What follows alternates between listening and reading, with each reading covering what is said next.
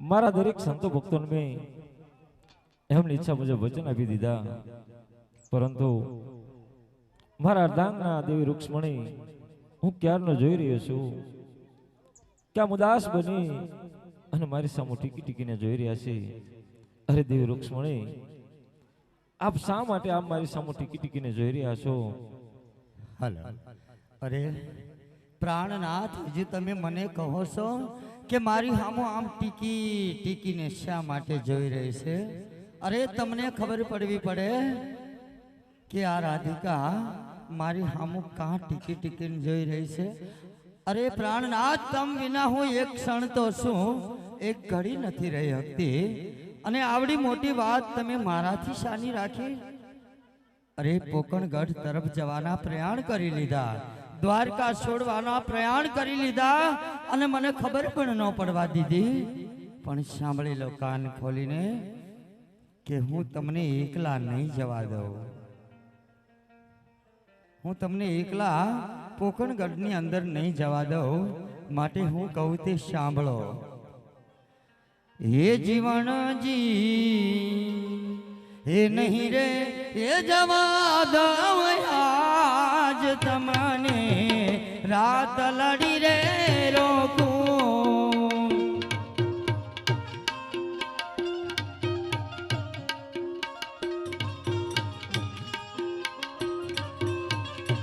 એ તમે શું મારા હૈયા કેરા તમને રુદિયા મારા ખો. જીવણજી નહીં રે જવા દવ્યા એ મનમાં રાત લડી રોકું રે. તમે શું મારી સેથી તણા શણગાર તમને રાત લડી રે રોકું. અમે છો મારા સેથી તણો સરકાર વનમાં નહીં જવા દઉં. હે મને લઈ જા લઈ જા લઈ જા ને કાનુડા,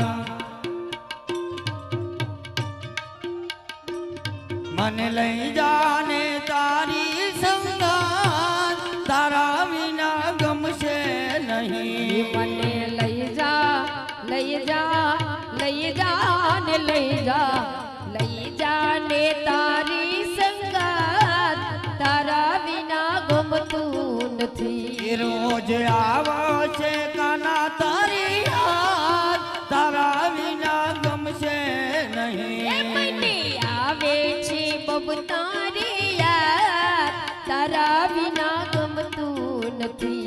એ આ સોનો વનરાવન લે ગાયોનો ગોંદરો, સોનો યમલાનો ઘાટ.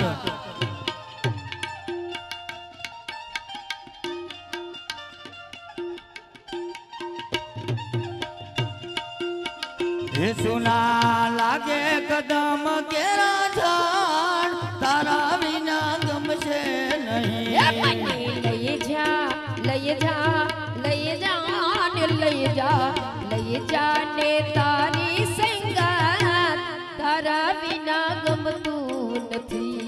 એ આજ રાધિકા કહું ને કાલજી સાંભળો રે.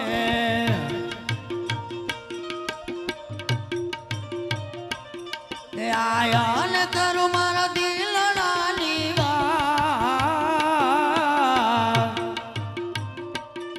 આજ રાધિકા કહું ને કાલજી સાંભળો રે.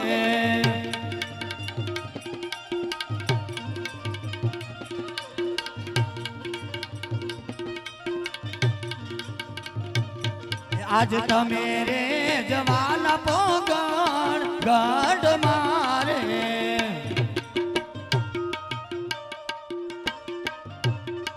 આયા ને હવે માર કોનો રે આધાર.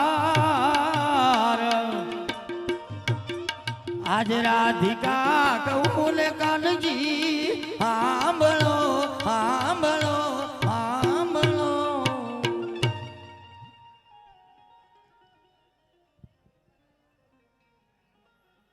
અરે દેવ રૂક્ષ્મણી, આપ શા માટે વિલાપ કરો છો? આપ ગમે તેમ વિલાપ કરો તો પણ હવે હું રોકાઈ શકું તેમ નથી. કારણ કે આજે હું મારા ભક્તની સાથે વચને બંધાઈ ચૂક્યો છું. માટે ઉઠો અને મારી વાત સાંભળો.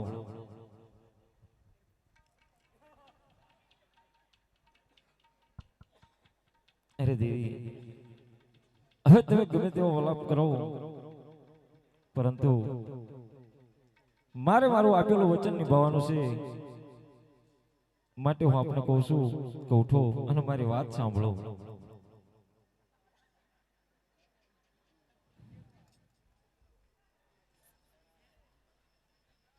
અરે દેવી, આપ કહી રહ્યા છો કે હું આપને છોડીને જઈ રહ્યો છું, પણ ના, હું આપને છોડીને ક્યાંય જતો નથી.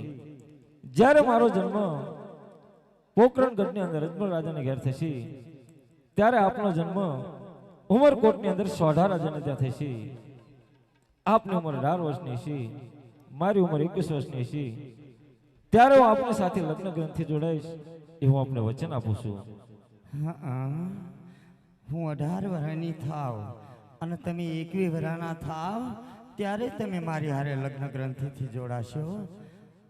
અરે પ્રાણનાથ, કદાચ મારા પિતાશ્રીએ 17મા વર્ષે બીજે ક્યાંક હકપણ કરીને મને ઓળાવી દે તો? અરે હા દેવી, તમારું કહેવું પણ સત્ય છે. માટે જાઓ, હું આપને વચન તો આપું છું, પણ સાથોસાથ શ્રાપ પણ આપું છું કે આપના શરીરે હું અનેક ખોટો મૂકીશ, જેથી કોઈ પણ અદ્ભુત સમાજ આપનું શ્રીફળ નહીં સ્વીકારે. ત્યારે પોકરણગઢની અંદર હું જન્મ ધારણ કરી રામદેવ નામ ધારણ કરીશ અને તમારું શ્રીફળ સ્વીકારીશ, અને ચારી મંડપની અંદર તમારી આ કાયાને હું કંચરોને ફરીવાર બનાવીશ, એ હું આપને વચન આપું છું. અરે પ્રાણનાથ, હજી તમારે મને એક વચન પાછું દેવું પડશે. અરે દેવી, હજુ આપને એવી રીતે કઈ ઈચ્છા છે કે આપ વારંવાર મારી પાસે વચન માંગી રહ્યા છો? અરે નાથ, તમ વિના એક ઘડીએ હું નથી રહી શકતી. અરે તમ વિના એક ક્ષણ નથી રહી શકતી. અને ઉમરકોટની અંદર 18 વર્ષ સુધી હું તમ વિના એકલી રહી શકું. માટે તમારે એક મને વચન દેવું પડશે કે ઉમરકોટની અંદર જ્યારે જ્યારે હું આપનું સ્મરણ કરું ને, ત્યારે આપ હાજરી દેશો એવું મને વચન આપો, તો જ જવા દઈશ તમને. અરે હા દેવી, તમને મારું વચન છે કે જ્યારે જ્યારે તમે મને યાદ કરશો, જ્યારે જ્યારે મારું સ્મરણ કરશો, ત્યારે હું જરૂર હાજરી આપીશ. નક્કી ને? અરે હા દેવી. તો તમે જાઓ પોકરણગઢ તરફ, અને હું હવે 3 વર્ષ પછી મારે નીકળવાનું ને અહીંથી. તમે જાઓ ને તરત તો મારે નીકળવાનું નહીં, કારણ કે મારે અહીંયા 18 વર્ષ. તમે 3 વર્ષના થઈ જાઓ પછી મારે દ્વારકામાંથી અહીંયા ઉમરકોટ જવાનું. 3 વર્ષ એકલું રહેવાનું ને તોય જાઓ, હવે તમારા જેવું કોણ થાય.